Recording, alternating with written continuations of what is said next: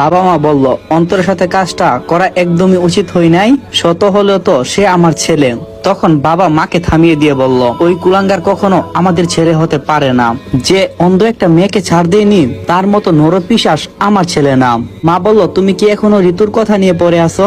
তোমার কি মনে হয় যে অন্তর এই কাজটা করছিল? বাবা বলল, হ্যাঁ, আমার পুরোপুরি বিশ্বাস অন্তর এই কাজটা করছে। আর ঋতু তো কখনো সতীত্ব নিয়ে কথা বলবে না। আপনারা হয়তো কিছুই বুঝে উঠতে পারছেন না। তাহলে চলে যাই আমরা ফ্ল্যাশব্যাকে।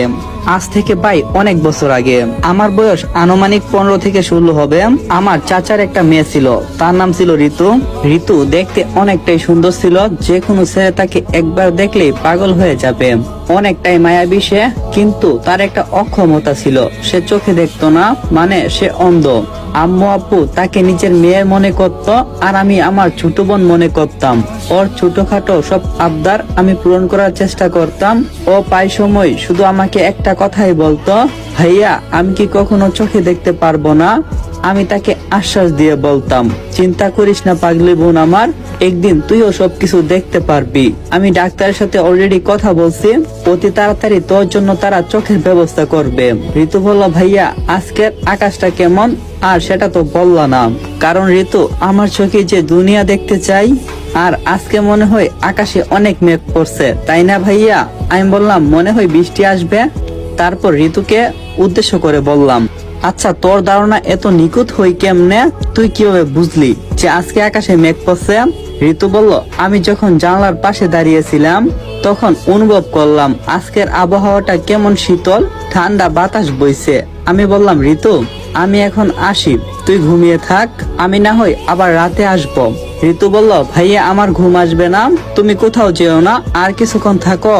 আমি বললাম, আমার একটু বাহিরে কাজ আছে, আর আমি মাকে পাঠিয়ে দেব, তুই মার সাথে বসে বসে আড্ডা দিস কেমন? ঋতু বলল, ভাইয়া চাচি আমার সাথে কি সবকিছু শেয়ার করা যায়? একটা আবদার রাখবি তোরা? আমি বললাম, কি কথা? তুই বা সজল ভাই কেউ বিয়ে করে আমার জন্য একটা ভাবি নিয়ে আয়, যার সাথে আমি সারাক্ষণ আড্ডা দেব। আমি বললাম, আচ্ছা সজল ভাইকে বলি যে ঋতু বলছে তুমি বিয়ে করার জন্য। ঋতু বলল, না, সজল ভাইকে কোনো কিছু বলার দরকার নাই, তুই নিজে একটা বিয়ে করে ফেল। আমি বললাম, আমার কপালে মেয়ে নাই। ঋতু বলল, আমার চোখটা ঠিক হতে দে, তোর জন্য সুন্দর একটা পরীর মতো মেয়ে নিয়ে আসবো। আমি বললাম, আচ্ছা বোন আমার।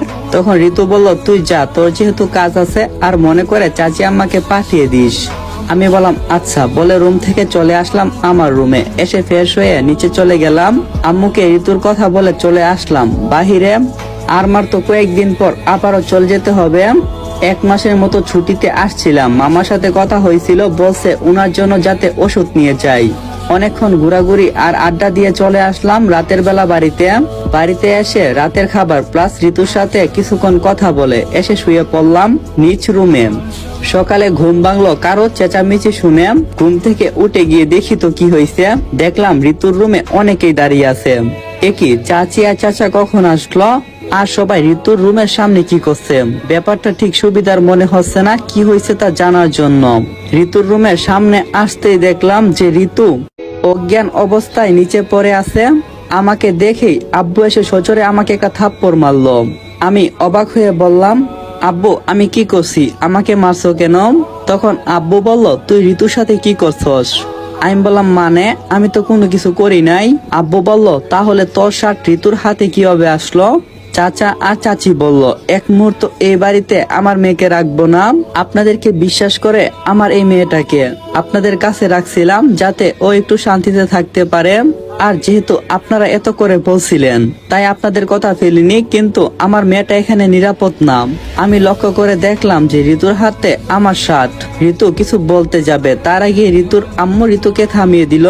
একমাত্র ভাইয়াই আমাকে বিশ্বাস করছে, কারণ ভাইয়া জানে আমি ঋতুকে নিজের বোনের মতো দেখি।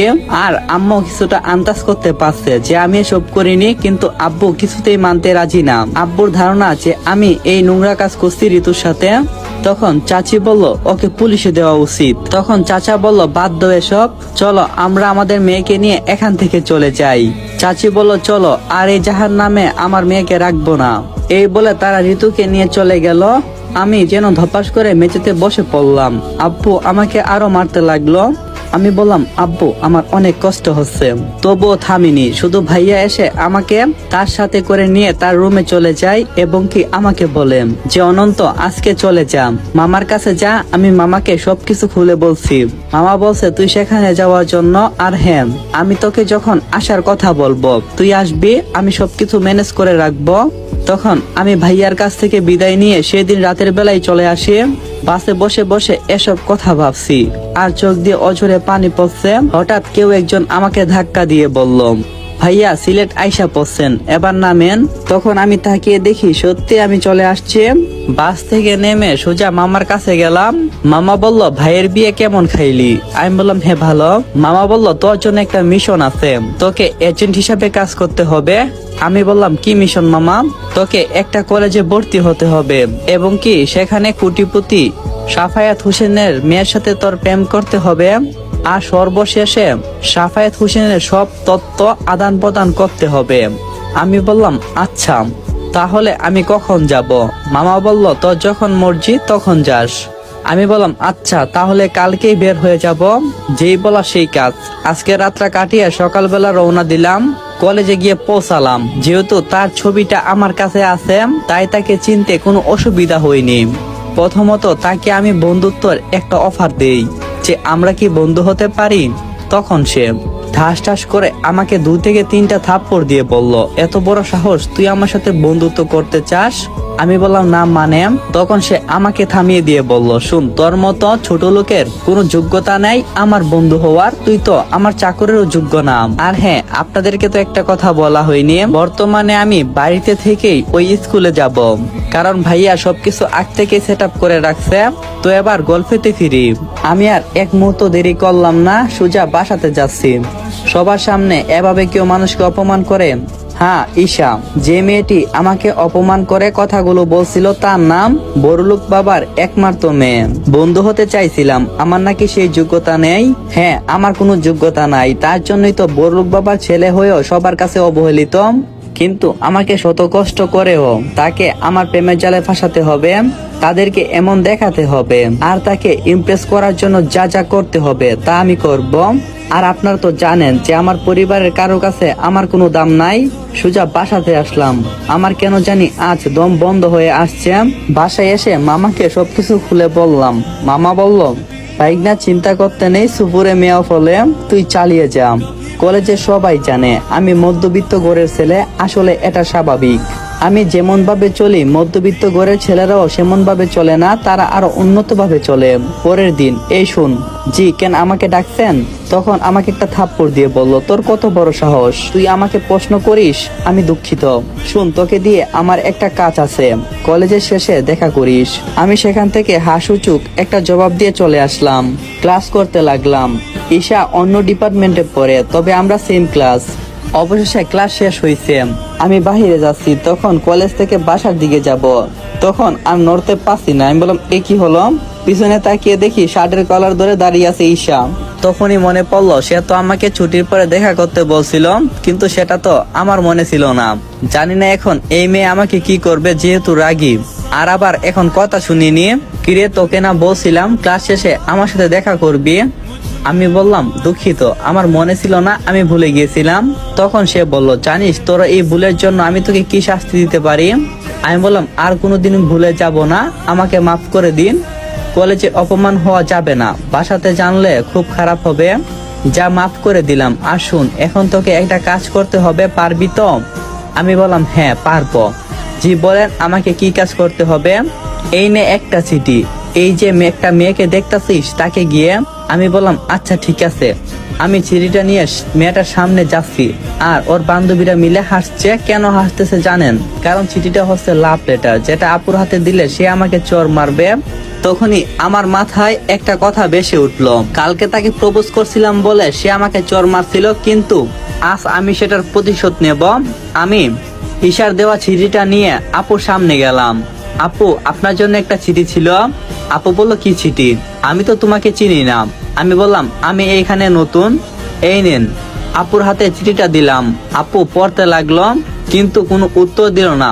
চিঠিটা পড়া শেষে আমাকে বলল, আমি জানি তুমি এখানে নতুন, তাই কেউ তোমাকে দিয়ে এই কাজটা করিয়েছে। সে কে আমি জানতে পারি? আমি বললাম জি আপু। আর হ্যাঁ শুনো, আমার নাম তানিয়া, আজ থেকে আমি তোমার বড় আপু, কেমন? আমি বললাম ঠিক আছে। কি ভাবছেন আমি একটা বোন পেয়ে গেলাম? বোন পাবার জন্য কপাল লাগে। এদিকে ইশাম মনে করছে আপু আমাকে চর মারবে, কিন্তু সেটা আর হলো না। তাদের প্লেন ভেস্তে দিল আপু। তাদের মুখ এখন গুমরা হয়ে আছে, দূর থেকে যতটা বুঝতে পারছি আর কি। তখন আমি আপুর হাত থেকে চিঠিটা নিলাম এবং কি পড়তে লাগলাম। দেখি সেখানে কি লেখা আছে, কারণ আগে তো দেখতে পারিনি। যেই বাবা সেই কাজ, সেখানে লেখা, প্রিয় আবুলের মা, আশা করি ভালো আছো। তুমি না দেখতে মুলার মতো সাদা, তবে তুমি বেশ টমেটোর মতো লাল। তোমার চোখগুলো জিলাপির মতন, আর হ্যাঁ তোমার ওই ঠোঁট দুটো মিষ্টি কুমড়ার মতো, ইত্যাদি ইত্যাদি। এসব লেখা পরে আমার মাথায় যেন রক্ত উঠল। তখন আপুকে বললাম, আমার সাথে একটু আসতে পারবে কি? আমি আগে, আপু পিছনে আসতেছে। ঈশা সামনে এসে আপু ঠাস ঠাস করে 2টা থাপ্পড় মারল। পুরো ক্যাম্পাসে সবাই হা করে তাকিয়ে আছে ঈশার দিকে। কালকে সবাই এভাবে আমার দিকে তাকিয়েছিল। তখন আমি একটা অট্ট হাসি দিয়ে বলতে শুরু করলাম,